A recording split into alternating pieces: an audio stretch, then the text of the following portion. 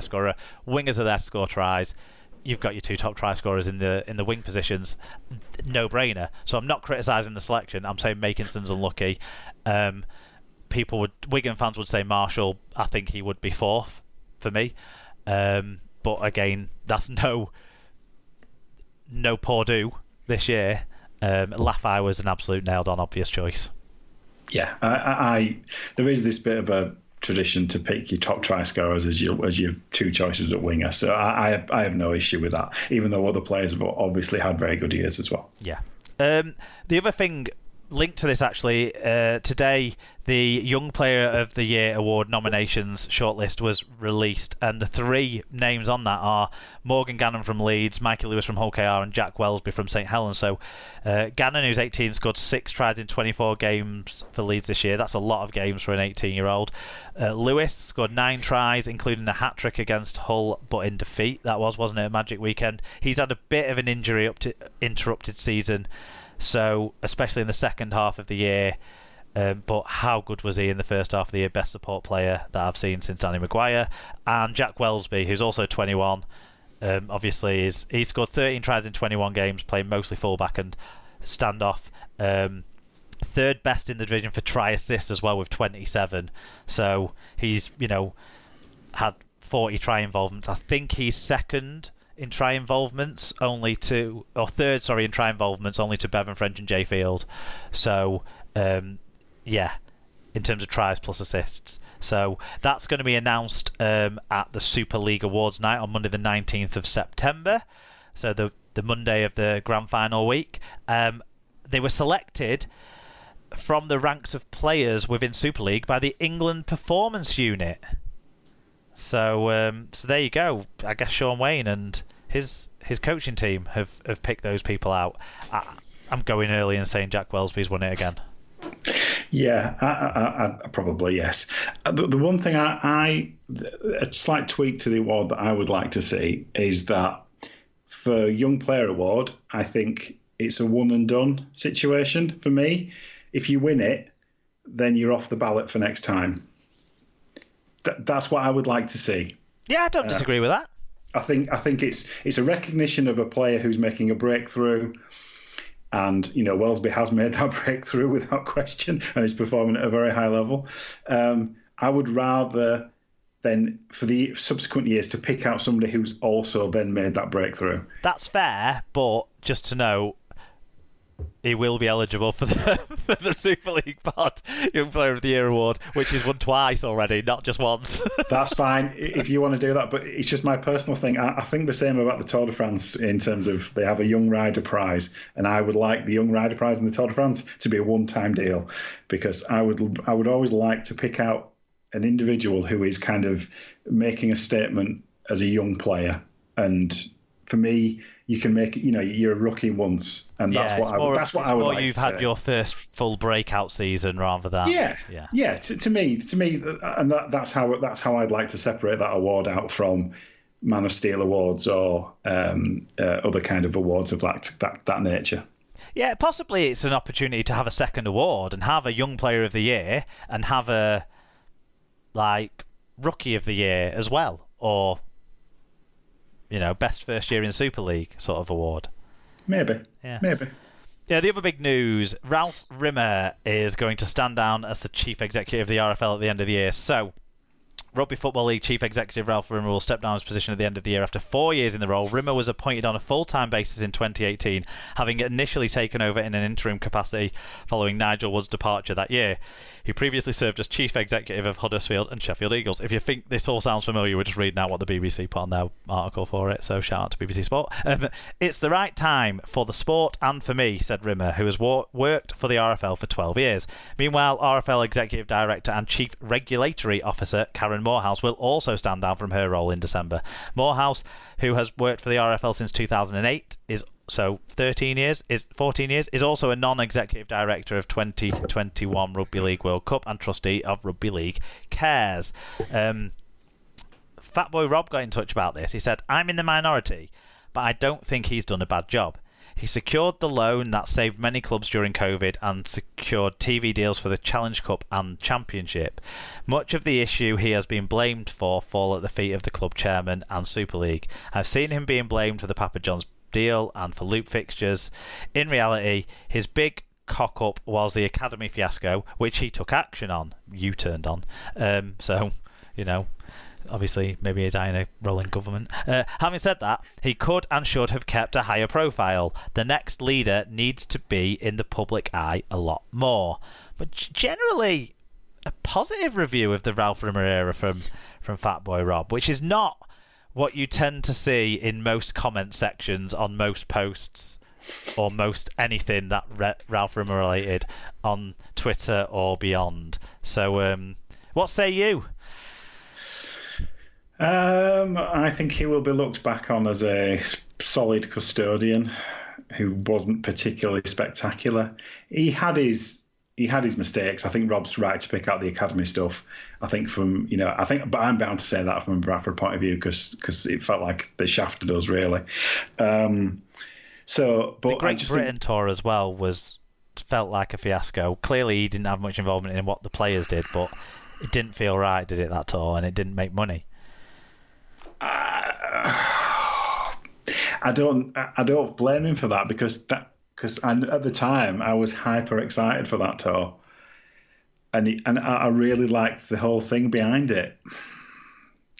And it's the kind of thing that, God, how many times have we heard fans saying, "Bring back Great Britain"? Yeah, true. So you could argue that it was a response to the crowd rather than a hard business kind of decision. It wasn't his fault that we played like utter shite. So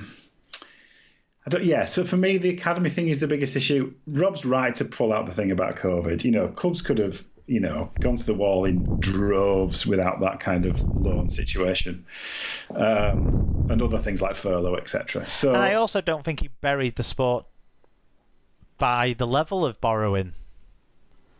I think it was done at a sustainable, sensible way.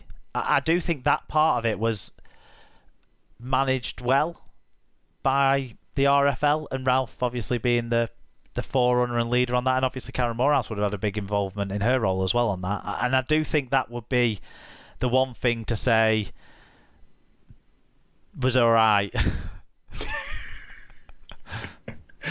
It was a necessary evil that was dealt with in a good way, I would say. I think the biggest problem with Ralph Rimmer was that he was part of the previous regime too. So he was part of all of the failings and mess-ups of the Nigel Wood era as well. So a lot of the problems with false dawns on league structures or missed opportunities along the way, of leading to a situation that had the club chairman in such a state that they wanted to split from the RFL and not being able to broker any peace there or mend that relationship, and it only coming back together, not through success of Ralph Rimmer coming up with this new structure, but through necessity of everyone having no money anymore, and having to rationalise that. And I don't think it's Ralph Rimmer who said we need to get IMG in. There's no coincidence that his departure fits in with the IMG schedule and the new commercial body and all those things. There's going to have to be rationalisation of those top high paid roles, and the role of the RFL itself will change a little bit, won't it? Because it'll have no commercial obligations or responsibilities over any of the game other than in what it feeds into that separate commercial body.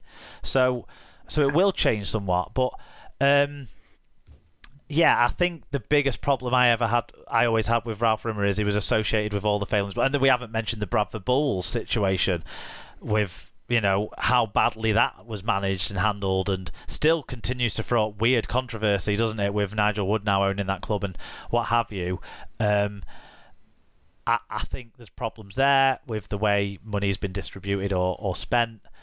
I think the lack of clear plans about how the game wants to spread, development officers, all those sorts of things that fell apart during the previous regime and had these weird kind of hopeful Hail Mary type plans, like let's just bring Toronto in with no thought process, let's bring Ottawa in with no thought process. I think those things he has to take his part of the criticism for, and the fact that he just rolled into that top job paying off his Bezime is what people felt like. That's always sat poorly with the rugby league community and fan base. I think it's never been, even if he might have done good stuff for clubs or what have you, it's never really sat right for the wider rugby league community. I don't think that he was so heavily involved in that previous regime that people could see had taken a lot of money out of our game. It felt like. Yeah, I can understand those sentiments. I think there's certainly a grain of truth in a lot of that. I think if I was to look at it from a positive point of view, I think it's an opportunity to as you said, kind of redefine what the RFL's role is. I'd like it to be much more community participation focused, thinking about other elements of the sport that are not commercial. Because I don't think that, as you said, RFL hasn't done a great job with that historically in recent years. And I think I hope they've got the right partner on board to work on that kind of thing. We have to assume that they are. We certainly have to give them the opportunity to be. Exactly. But that is also an opportunity to remake the RFL in a new light as kind of, custodian of the game is too strong, but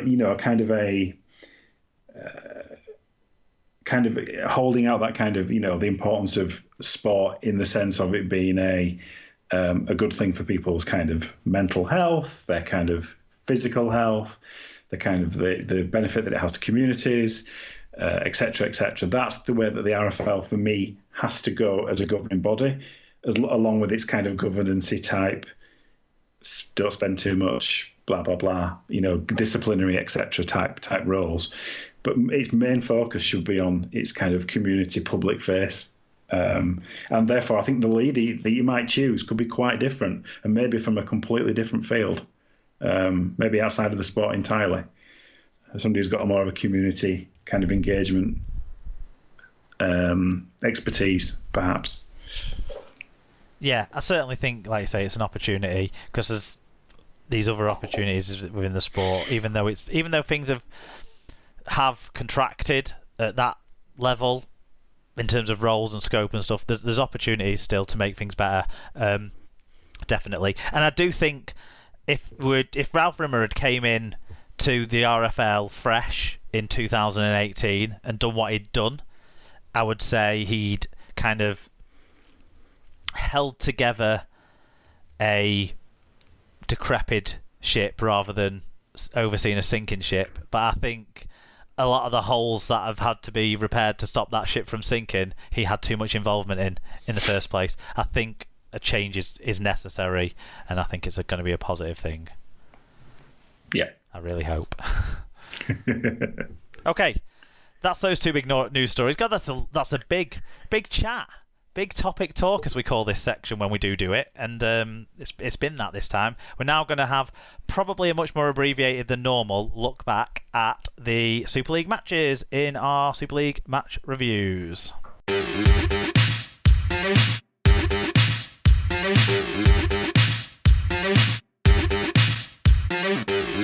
Okay, it was round 27 of the Super League over the weekend. Not the most inspiring round of Super League. I think there was one game with real consequence in terms of the league standing, so we'll probably talk about that one a little bit more. And one game that ultimately locally had real consequence, and ultimately had real consequence for one of the head coaches.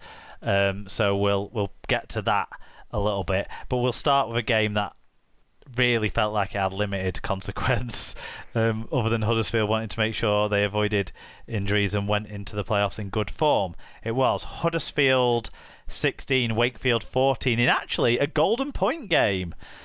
It was at 10-8 at half time, and I think Wakefield won the try count 3 two actually. 5,524 were there. Chris Kendall was the referee. In terms of the team stats, Huddersfield made over 200 more metres in a game that at the time it finished had the most total metres of any game so far this year. The Giants made a better average gain too, but other numbers were tight. Same breaks, same penalties, close on errors and close on tackle success rate.